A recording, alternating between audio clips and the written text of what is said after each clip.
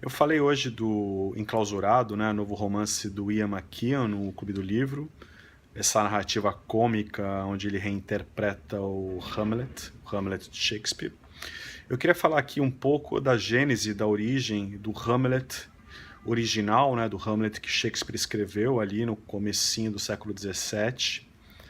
Primeiro é bom a gente lembrar que na época do Shakespeare, as narrativas medievais, a lenda medieval original do príncipe, a história do príncipe dinamarquês que vinga o pai assassinado pelo tio, circulava ali pela sociedade inglesa, não era desconhecida, e que nesse período das companhias, como a companhia do Shakespeare, você tem várias companhias com versões daquele Hamlet. Não se sabe exatamente de quem é a ideia de subverter a narrativa original. No texto medieval, né, nessa lenda medieval, não há fantasma. A ideia da vingança, ela já ela é colocada às claras.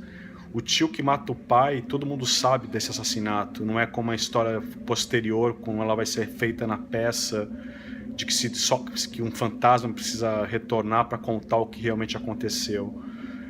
A loucura do Hamlet original, na verdade o Hamnet, né, esse príncipe dinamarquês, é um modo dele sobreviver. Porque a ideia da vingança do filho, né, a vingança o filho que vinga o pai morto, gera algo esperado. Então esse Hamnet, esse príncipe dinamarquês, ele se mantém como um tolo, como um louco, até para sobreviver e então engendrar às claras a vingança. Então, quando essas companhias começam a criar suas peças ali no final do século XVI na Inglaterra, eles partem, ao contrário do original, que você vai ter ali a criança que sobrevive à morte do pai e depois vai urdir essa vingança, eles já pegam esse filho como um jovem próximo à ideia, ao momento da vingança. É esse ambiente onde o Shakespeare vai escrever o próprio Hamlet dele.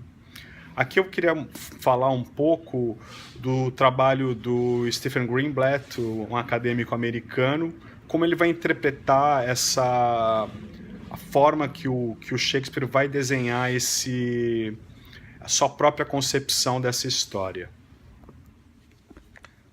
Como Shakespeare se tornou Shakespeare, Stephen Greenblatt. Esse livro é excelente para qualquer um ler, para tentar entender, para que tenha interesse sobre aquele momento na Inglaterra, sobre o teatro elisabetano, sobre a carreira do Shakespeare, sobre a biografia do Shakespeare. Acho que é uma ótima forma de entrada. O que é bacana no livro do Greenblatt, primeiro, só para não confundir alguns nomes, o príncipe dinamarquês era o Hamnet, assim, aqui embaixo. E o Greenblatt, o que ele vai falar, quando o Shakespeare vai escrever a peça dele, primeiro é bom a gente começar a pensar em dois momentos importantíssimos na biografia dele. Você tem a morte do filho de Shakespeare, o Hamnet, assim, aqui em cima. Hamnet era gêmeo da Judite, que morre ali por volta dos 13 anos, ali em 1596. E quando Shakespeare está escrevendo o Hamlet, ali em 1600, 1601, o pai dele está muito doente. Então você tem duas mortes na família que são ali importantíssimas nesse período de concepção do Hamlet. A ideia do Greenblatt, que esse acho que é um ponto bem bacana da gente pensar, é como essa experiência pessoal, esses traumas pessoais, esse luto pessoal do Shakespeare vai aparecer na escrita do Hamlet e quanto isso vai contribuir para essa ser talvez a peça mais importante do dramaturgo. Você tem a morte do Hamlet, com esse nome que na própria escrita da época você já não consegue identificar se é Hamnet ou Hamlet, uma homenagem a um vizinho deles ali.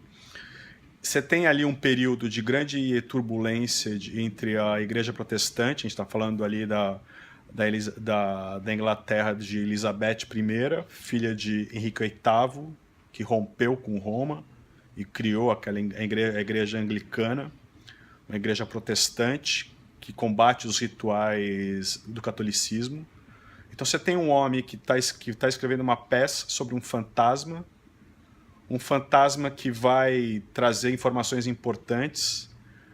A gente vai lembrar aqui que na lenda medieval era claro, né, era sabido que o tio mata o irmão, né, o tio de Hamlet mata o irmão, o tio de Hamlet mata o irmão e para ser rei, e se casa com a mulher do irmão.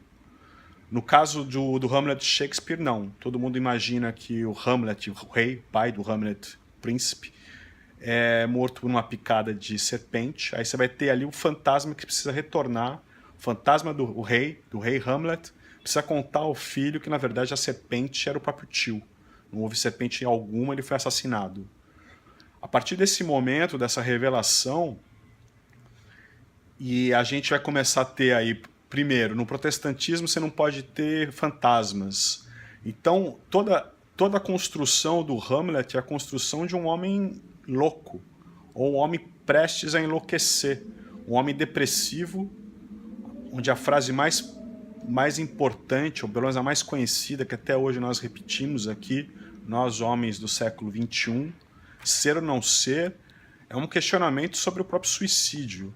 Ou seja, esse homem deprimido, com manifestações de loucura, que na verdade tenta imitar uma loucura, né, para poder contar as coisas que ouviu de um fantasma que não pode ser revelado, porque fantasmas não existem nessa sociedade.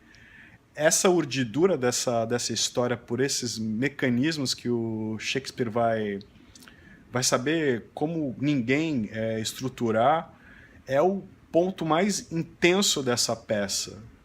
E o quanto essa experiência emocional de um luto recente por um filho que partiu e um pai prestes a partir vai contribuir nessa escrita, nessa história.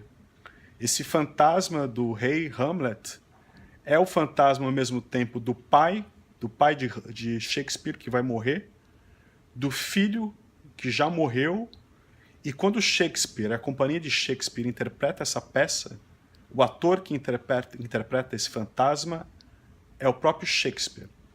É conhecido por muitos como talvez a maior interpretação de Shakespeare nos palcos.